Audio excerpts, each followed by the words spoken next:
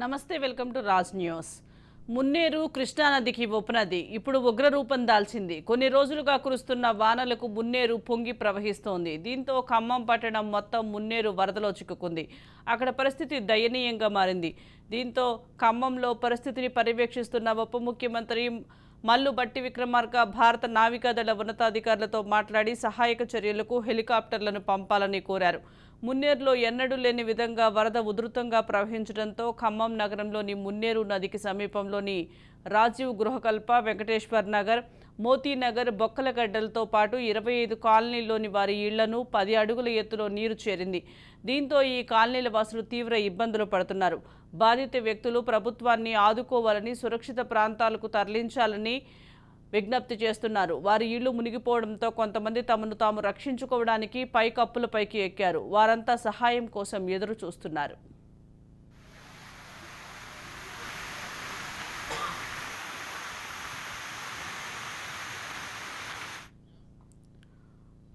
మనిషి ప్రకృతి ముందు ఎంత అల్పుడో మొన్న కేరళలోని వైనాడ్ బీభత్సం తెలియజేస్తే లేటెస్ట్గా బెజవాడ వరదలు మరోసారి కన్నెర్ర చేశాయి. ముఖ్యంగా విజయవాడ సిటీ మధ్యలో ప్రవహించే బుడమేరు అనే చిన్న నది నిజానికి నది అని పిలిచినా ఇది ఒక పెద్ద సైజు కాలువ అని చెప్పుకోవచ్చు. ఇప్పుడు 4 జిల్లాల ప్రజలను బెంబేలెత్తిస్తోంది. విజయవాడ సిటీ అయితే 2 రోజులుగా నిద్రపోవడం లేదు. సగానికి పైనే నగరం మొత్తం నీటిలో మునిగిపోయింది. విజయవాడ శివారు గ్రామాలు, ఏరియాలు పూర్తిగా బాహ్య ప్రపంచంతో సంబంధాలు తెగిపోయాయి.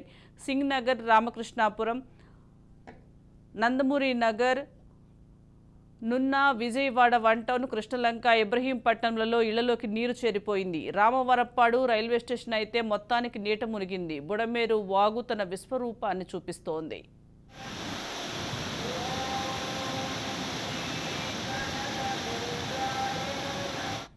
గలగలా పారే కృష్ణమ్మ సుడిగుండాల్ని సృష్టిస్తుందనే చెప్పాలి. ఎప్పుడూ లేనట్టుగా మున్నేరుకు సంబంధించి అదేదో కట్ట ఉందో అది తెగిపోవడం, దాదాపు 25 కాలనీలు పూర్తి స్థాయిలో మనకు నీట మునిగిపోయినటువంటి పరిస్థితి కనిపిస్తుంది. స్వయంగా బట్టి విక్రమార్క రంగంలోకి దిగారు, నావికాదళంతో మాట్లాడుతున్నారు.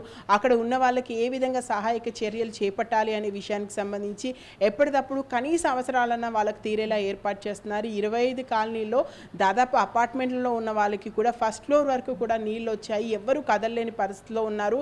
చంటి పిల్లలతో ఉన్నాము, గర్భిణీ స్త్రీలు ఉన్నారు, ముసలి వాళ్ళు ఉన్నారు, టాబ్లెట్స్ వేసుకోకుంటే రోజు గడవని వాళ్ళు ఉన్నారు. వాళ్ళు అసలు ఉండలేకపోతున్నారు. దయచేసి మా కనీస అవసరాలన్నా తీర్చండి అని చెప్పేసి గోడు పెడుతున్నారు. కనీసం అక్కడికి సంబంధించి అక్కడ ఏమున్నాయి ఏం లేవు తెలుసుకోవాలంటే కూడా మనకు కేబుల్ వైర్లు కానీ పూర్తిగా విద్యుత్కి అంతరాయం కలగడం వల్ల అక్కడ ఏం జరుగుతున్నటువంటి ఇన్ఫర్మేషన్ కూడా రావట్లేదు. దీంతో స్వయంగా బట్టి విక్రమార్క రంగంలోకి దిగి ఆయన సహాయక చర్యలు చేపట్టడానికి ముందుండి అధికారులతో మాట్లాడుతున్నారు. అయితే మున్నేరుకి సంబంధించి తప్పెవరిది, ఎవరి పాపం ఈరోజు ఖమ్మం వాసుల్ని సుడిగుండంలోకి నెట్టింది అంటే ఖచ్చితంగా ఇది మానవ తప్పిదం అనే చెప్పాలి. 100 కోట్లు విడుదల చేసినప్పుడు దాన్ని పెట్టడంలో విఫలమయ్యారు, కట్టడంలో విఫలమయ్యారు. అది అంతగా తెగి వచ్చేసి పూర్తిగా ఖమ్మం సంబంధించి మున్నేరు అంటే ఏదైతే వర్షం ఉందో ఏదైతే మున్నేరు వైపు వెళ్ళాలో అదంతా కూడా వెళ్ళలేని పరిస్థితి ఉండడంతో ఆ 25 ఏవైతే కాలనీలో ఉన్నాయో ఆ కాలనీల మీద ఈ వరద బీభత్సాన్ని సృష్టిస్తుందనే చెప్పాలి. అసలు చూస్తుంటే కళ్ళలో నీళ్లు తిరుగుతున్నాయి. అంతటి హృదయ విదాకర సంఘటనలు కూడా పూర్తిగా ఖమ్మం వాసుల చుట్టూ జరుగుతున్నటువంటి పరిస్థితి ఉంది. దీనికి సంబంధించి అఫ్కోర్స్ మానవ తప్పిదమే కాదనేది లేదు. ఎక్కడ కూడా కాలువలు లేకుండా చేశారు.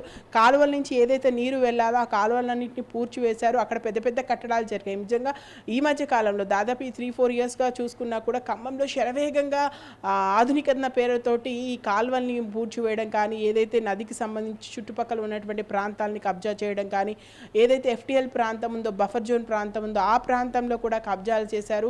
పెద్ద పెద్ద నిర్మాణాలు చేపట్టారు. ఎక్కడైతే ఇలాంటి నిర్మాణాలకు ఆస్కారం లేదు, చేయకూడదని చెప్పారో ఆ ప్రాంతాల్లో కూడా పెద్ద పెద్ద నిర్మాణాలు చేపట్టారు. ఇప్పుడు అది ఎవరు చేసిన పాపానికో ఇప్పుడు అక్కడ ఉన్నటువంటి అమాయకులు బలి అవుతున్నారు. తెలుసో తెలియక ఆ ప్రాంతాల్లో ఇల్లులు కట్టుకున్నారు. ఇంత వరద వృద్ధి రావడంతో ఏం చేయాలో తెలియలేని పరిస్థితి.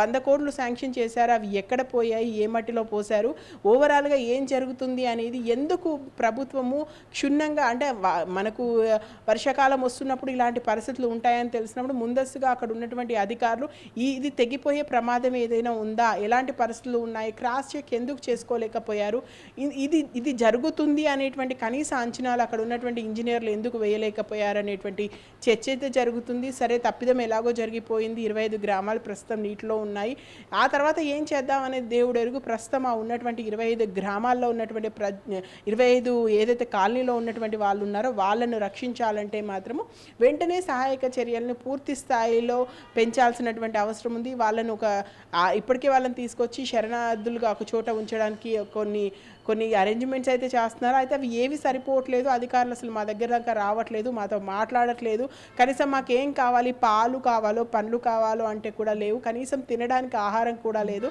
ఆహార పొట్లాలను మంచినీటిని పూర్తిగా కూడా సరఫరా చేయలేకపోతున్నారు, కొన్ని చోట్ల కంటే ముందు కాలనీకి వస్తున్నారు, వెనుక ఉన్నటువంటి మా కాలనీకి రావట్లేదు అని చెప్పేసి అక్కడ ఉన్నటువంటి ప్రజలు చెప్తున్నారు. సో ఇప్పుడు ఇదంతా కూడా మనం ఏం జరిగింది ఏంటి తవ్వుకోవడం కన్నా కూడా ఐకమత్యంగా ఉండి అక్కడ ఉన్నటువంటి వాళ్ళని రక్షించాల్సినటువంటి పరిస్థితి ఉంది. కాబట్టి వాళ్లకు కనీస వస్తువులు కల్పించడంలో కానీ ఆరోగ్యపరమైనటువంటి ఇబ్బందులు చాలా ఎదురవుతున్నాయి. కాబట్టి వాటికి సంబంధించి వాళ్ళను గట్టెక్కించాలంటే అక్కడ సిబ్బంది పూర్తి స్థాయిలో మేల్కోగా ఉండాల్సినటువంటి అవసరం వచ్చింది. ఇప్పటికే 24 అవర్స్ మేము వర్క్ చేస్తున్నామని చెప్తున్నప్పటికీ అది సరిపోయట్లేదు అని చెప్పేసి అక్కడ ఉన్నటువంటి ప్రజలు చెప్తున్నారు. కాబట్టి ఇంకంత మెరుగైనటువంటి సహాయం వాళ్ళకి అందించాల్సినటువంటి అవసరం ఉంది. ఆ తర్వాత తప్పెక్కడ జరిగిందో తెలుసుకొని మళ్ళీ దీన్ని పునరావృతం కాకుండా చూసుకోవాల్సినటువంటి పరిస్థితులతో మనకు కనిపిస్తున్నాయి.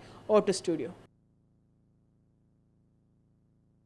2 తెలుగు రాష్ట్రాలను వరుణుడు ముంచేస్తున్నాడనే చెప్పాలి. అసలు ఎడతెరిపి లేకుండా వర్షాలు కురుస్తున్నాయి. బుడమేరు, ముఖ్యంగా ఆంధ్రప్రదేశ్కి సంబంధించి బుడమేరు విజయవాడ ప్రాంతాన్ని చూసుకుంటే మునుపెన్నుడు మనం ఇంతటి విధ్వంసాన్ని అయితే చూడలేదు. ఆ స్థాయిలో వరద నీరు ఇళ్లలోకి వస్తుంది. పడవలు వేసుకొని వెళ్లాల్సినటువంటి పరిస్థితి ఉన్నాయి. చాలా కాలనీలు నీట మునిగిపోయాయి. మనం చూసుకున్నాం రీసెంట్గా ఒక సైంటిస్ట్ కూడా అంటే ఆంధ్రప్రదేశ్కి సంబంధించి తాను కొట్టుకుపోవడము. చాలామంది అంటే రోజు ప్రాణాలు కోల్పోతున్నటువంటి వారి సంఖ్య పెరుగుతుంది, వరదల్లో కొట్టుకుపోతున్న వారి సంఖ్య పెరుగుతుంది. స్వయంగా సీఎంఏ చెప్పారు అక్కడ. ఏంటి చంద్రబాబు నాయుడు మాట్లాడుతూ, నేను ఎప్పుడు ఇంత విజయవాడలో ఇలాంటి పరిస్థితిని కనీవిని చూడలేదు, ఎక్కడికక్కడ ఎక్కడైతే అసలు వరద నీరు రాదనుకున్నారో ఆ ప్రాంతాలకు కూడా వచ్చింది. ముఖ్యంగా ఏదైతే అపార్ట్మెంట్లకు సంబంధించి ఫస్ట్ ఫ్లోర్ వరకు కూడా నీళ్ళు వచ్చినటువంటి ప్లేసెస్ ఉన్నాయి. చాలా చోట్ల విద్యుత్కి అంతరాయం కలిగింది, తీగలన్నీ కూడా పడిపోయాయి, చెట్లన్నీ కూడా కూలిపోయాయి. ముఖ్యంగా ఈ శ్రీశైలం సైడ్ అయితే కొండ చర్యలు విరిగిపడడంతో ఆ ప్రాంతాన్ని అంతా కూడా మూసివేయడం జరిగింది. అంటే ఏదైతే ప్రాంతాలు మామూలుగానే వర్షపు నీళ్ళు వచ్చినప్పుడు ఇబ్బంది కలిగిస్తాయో ఈసారి అవి ఇంకెక్కువగా ఇబ్బందిని కలిగించాయి. ఇప్పటికే ముఖ్యమంత్రి స్వయంగా రంగంలోకి దిగారు. ఆంధ్రప్రదేశ్కి సంబంధించి తాను స్వయంగా పడవల్లోకి వెళ్ళి అక్కడైతే ఎవరైతే నివాసితులుగా ఉన్నారో వాళ్ళందరినీ కూడా పలకరించి రావడం జరుగుతుంది. ఎక్కడిదక్కడ సెంటర్లను ఏర్పాటు చేశారు, వాళ్ళని మళ్లించుతున్నారు ఆ సెంటర్లోకి. అండ్ చాలా చోట్ల విద్యార్థులు మాట్లాడుతూ కొంతమంది మా సర్టిఫికేట్లు పోయాయని చెప్తున్నారు, కొంతమంది ఎంతో కష్టపడి దాచుకునే డబ్బు పోయిందని చెప్తున్నారు, ఇంట్లో ఉన్నటువంటి వస్తువులు కొట్టుకుపోయాయని చెప్తున్నారు, కార్లే వరదల్లో మునిగిపోతున్నటువంటి పరిస్థితి కనిపిస్తున్నా. మొన్న చూసుకున్న ఏకంగా బస్సే మిగిలిపోయింది. దాదాపు 60 మంది ప్రయాణికులు ప్రాణాలు అరచేతిలో పెట్టుకొని ఉన్నారు. స్థానికులు అయితే ఎక్కడిదక్కడ వాళ్ళని కాపాడుతున్నటువంటి దృశ్యాలు మనం రోజు చూస్తూనే ఉన్నాం. ముఖ్యంగా అధికారులను కానీ, ఇటు మంత్రులు కానీ, ఎమ్మెల్యేలు కానీ, ఎంపీలు కానీ, ఎవరైతే రాజకీయ నాయకులు అక్కడ ఉన్నటువంటి వాళ్ళు ఉన్నారో వాళ్ళందరూ కూడా ఎప్పటికప్పుడు మీరు చూస్తూ ఉండండి, ఏ చిన్న సహాయం కావాలన్నా కూడా చేస్తూ ఉండండి అని చెప్పేసి రాజకీయంగా చెప్పడం జరిగింది.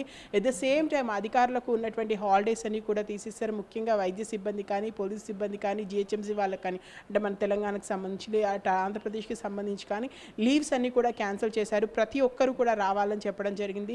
సో ఆంధ్రప్రదేశ్కి సంబంధించి అయితే చాలా ప్రాంతాలు ఇప్పటికీ వరద నీటిలో ఉన్నాయి. అక్కడ ఇన్ఫర్మేషన్ కూడా పోనటువంటి పరిస్థితి. ఎందుకంటే అక్కడ తీగలు పడిపోవడము, అక్కడి నుంచి ముందుకు రోడ్లన్నీ కూడా కొట్టుకుపోవడంతో ముందుకు వెళ్ళి కనీసం వాళ్ళు ఎలా ఉన్నారు, ఏం చేస్తున్నారు, కొన్ని గ్రామాలు అయితే పూర్తిగా వరద గుప్పిట్లో ఉన్నాయి. ముఖ్యంగా ఏజెన్సీ ఏరియాల పరిస్థితి ఏంటో కూడా అర్థం కావట్లేదు. దాంతో డాక్టర్స్ని కానీ ఎవరైతే సహాయక సిబ్బంది ఉన్నారో వాళ్ళని ఇచ్చి ముందుకు పంపిస్తున్నటువంటి పరిస్థితి ఉంది. చిన్నపిల్లలు కానీ, గర్భిణీలు కానీ ఎవరైనా ఉంటే ఇన్ఫర్మేషన్ ఇవ్వాల్సిందిగా కోరుతున్నారు. ఎక్కడ మీకు సంబంధించి ఇక్కడ ఇబ్బంది కలిగేటటువంటి వాతావరణం ఉంది అంటే అక్కడ ఉన్నటువంటి అధికారులకు సమాచారం ఏంటి, 24 అవర్స్ అలర్ట్గా ఉండండి అని చెప్పేసి చెప్తున్నారు. ఇక ఒక్కసారి మన తెలంగాణ విషయానికి మాట్లాడుకుందాం. రేవంత్ రెడ్డి ఇప్పటికే మంత్రులతో కానీ అదేవిధంగా కలెక్టర్లతో కానీ కాన్ఫరెన్స్ నిర్వహించారు. ఒక సెంటర్ని ఏర్పాటు చేశారు. ఇక్కడ హైదరాబాదే కాదు చుట్టుపక్కల ఉన్నటువంటి అన్ని జిల్లాల్లో కూడా మనకు పరిస్థితి ఇలాగే కనిపిస్తుంది. ఎందుకంటే ముఖ్యంగా ఏజెన్సీ ఏరియాలో పరిస్థితి చాలా దారుణంగా ఉంది. ఏపీతో పోల్చుకుంటే కాస్త తెలంగాణలో బెటర్గా కనిపించినప్పటికీ చాలా ప్రాంతాలు మునిగిపోయాయి. మొన్న సీతక్క వెళ్తూ చూసాము, తను మోకాళ్ళతో నీళ్ళలో ఉండి నడిచేయాల్సిన పరిస్థితి కనిపించింది. సో మంత్రులు కూడా అక్కడికి వెళ్తున్నారు, వాళ్ళని ఎంక్వైరీ చేస్తున్నారు, ఏమైనా అవసరాలు ఉన్నాయా ఏంటి అని తెలుసుకుంటున్నారు. ఏదేమైనా మరో 2 రోజుల పాటు ఇదే పరిస్థితి కంటిన్యూ అవుతుందని వాతావరణ శాఖ చెప్తుంది. ఎంత లీవ్లు క్యాన్సిల్ చేసినా అధికారులందరూ ఎంత అప్రమత్తంగా ఉన్నా కూడా ప్రజలు అప్రమత్తంగా ఉండాల్సినటువంటి సమయం ఇది. అవసరమైతే కానీ ఈవెన్ జిహెచ్ఎంసీకి సంబంధించి మన హైదరాబాద్లో కూడా అవసరమైతే కానీ మీరు బయటికి వెళ్ళకండి, పరిస్థితి బాగోలేదు, ఎక్కడికక్కడ ట్రాఫిక్ అంతరాయం కలుగుతుంది, ఎక్కడికక్కడ చిక్కుకుపోతున్నారు, మ్యాన్హోల్స్ తెరిచి ఉన్నాయి. స్కూళ్ళకు కూడా హాలిడేస్ ఇవ్వడం జరిగింది. అవసరమైతే స్కూల్ హాలిడేస్ ఇంకా పొడిగిస్తాము, ఈ రోజు ఇవ్వడమే కాదు ఇంకా పరిస్థితి ఇలాగే ఉంటే కంటిన్యూ చేయడానికి కూడా మేము సిద్ధంగా ఉన్నాము. ఎక్కడెక్కడ కలెక్టర్లకు పూర్తి ప్రయారిటీని ఇచ్చారు. కలెక్టర్లు మీరు కావాలంటే స్పాంటేనియస్గా ఏ డెసిషన్ అయినా తీసుకోండి, అక్కడ ఉన్నటువంటి పరిస్థితులు ఏంటో కూడా మాకు తెలియదు కాబట్టి దాన్ని తీసుకొని వెంటనే మీకు ఏమైనా కావాలన్నా ప్రభుత్వం నుంచి అందాల్సినటువంటి సహాయం అందుతుంది. 24 అవర్స్ అందరూ కూడా అలర్ట్గా ఉండాలని చెప్పేసి 2 రాష్ట్రాల ముఖ్యమంత్రులు చెప్పారు. అధికారులకు సూచనలు ఇస్తున్నారు, ఎప్పుడప్పుడు ఫోన్లు చేసుకొని మాట్లాడుతున్నారు, ఎలా ఉంది ఏంటి పరిస్థితి తెలుసుకుంటున్నారు. అయినప్పటికీ చాలామంది వరదల్లో కొట్టుకుపోవడం, చనిపోయినటువంటి హృదయ విదారక ఘటనలు మనం చూస్తూనే ఉన్నాం. కాబట్టి కొంత మనకు చేతనైనంతలో చుట్టుపక్కల ఉన్నటువంటి ఏరియాలో ఇలాంటి సంఘటనలు ఏమైనా జరిగితే ఖచ్చితంగా అక్కడ ఉండి గ్రామస్తులు కూడా ఇప్పటికే సహాయం చేస్తున్నారు, ఇంకా సహాయం అందించాల్సినటువంటి అవసరం ఉంది. అక్కడ ఇంకా సహాయక సిబ్బందికి సంబంధించినటువంటి అవసరాలు ఉన్నా కానీ, లేదా గవర్నమెంట్కి సంబంధించిన అవసరాలు ఉన్నా కానీ, లేదా ఇంకా కాస్త మీకు డబ్బు ఉన్నా కానీ, అక్కడ ఏవైతే శరణార్థులుగా ఉన్న వాళ్ళు ఉన్నారో వాళ్ళకి కాస్త ఫైనాన్షియల్గా కానీ మరొక రకంగా సహాయం చేయగలిగితే రండి, ముందుకొచ్చి సహాయం చేయండి. పరిస్థితి బాగాలేనప్పుడు తలో చేయి వేద్దాము, మునిగిపోతున్న వాళ్ళని పైకి తేద్దాము అనేటువంటి సంకేతాలు అయితే 2 రాష్ట్రాల ముఖ్యమంత్రులు ఇస్తున్నారు. అధికారులు కూడా ఎప్పటికప్పుడు అలర్ట్ అవుతున్నారు. మన జిహెచ్ఎం సంబంధించి ఆమ్రపాలి గారు కూడా ఎక్కడెక్కడ తిరుగుతున్నారు, ఏంటి పరిస్థితి తెలుసుకుంటున్నారు. సో మరో 2 రోజులు ఇదే పరిస్థితి కంటిన్యూ అవుతుంది కాబట్టి అందరము అప్రమత్తంగా ఉందాము, సాధ్యమైనంత మేర ఇళ్లలో ఉందాము, సాధ్యమైనంత మేర మనకు తోచినంతగా ఎదుటి వాళ్ళకి సహాయం చేద్దాము. ఈ వరద బీభత్సం నుంచి బయటపడడానికి మన వాళ్ళకి మనం ఎంత మేర ఉపయోగపడగలుగుతామో అంత మేర ఉపయోగపడుతూ సాధ్యమైనంత వరకు ఇంటికి పరిమితమై ఉండడం మాత్రం మంచిదని 2 రాష్ట్రాల ముఖ్యమంత్రులు కానీ అధికారులు కానీ చెప్తున్నటువంటి పరిస్థితి. Over to studio.